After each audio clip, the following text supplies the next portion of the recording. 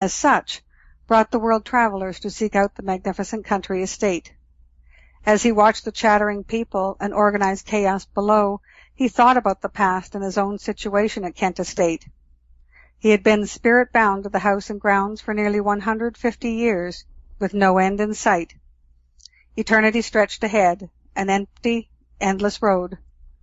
The only thing easing his miserable existence was the lively population of the house and guests. He heard talk several years ago between two staff members about how the additional revenue from these tourists allowed the house to continue to be staffed and maintained at all.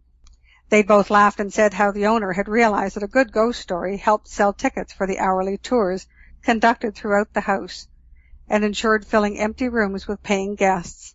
Without that drawing card and the needed revenue, Kent Estate would likely fall into ruin and disrepair, its owners unable to afford its upkeep. As the house's only resident ghost, Richard felt it his duty to provide entertainment for the overnight guests, brave enough to stay within the walls at night. Much as he wished it otherwise, a house filled with people, even strangers, was still infinitely preferable to an empty house devoid of life at all. As such, he had a vested interest in ensuring that the house remained open and vibrant.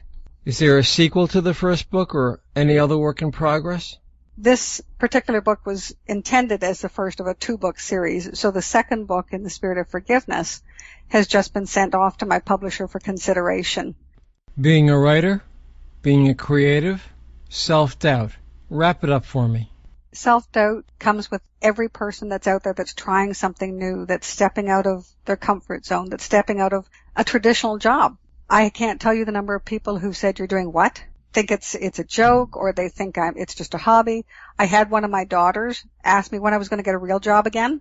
At first I was offended, and then I thought, no, they don't understand. I have to just go with what my gut tells me. One takeaway piece of advice for authors.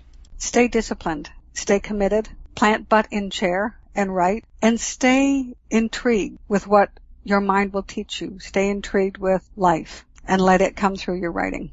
Debbie McClure, author of In the Spirit of Love. Thank you for being so generous with your time, expertise, and experience that you have shared. I salute your success in writing. I know my listeners will enjoy your work and your interview. Thank you so much, Adam. I really appreciate you having me here. This was a lot of fun, and it was really interesting.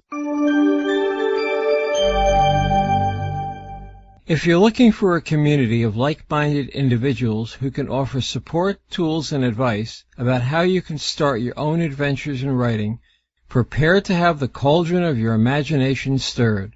I started the Eat, Sleep, Write podcast for one purpose, to do everything I can to get your voice heard about your writing and get more eyes on your books.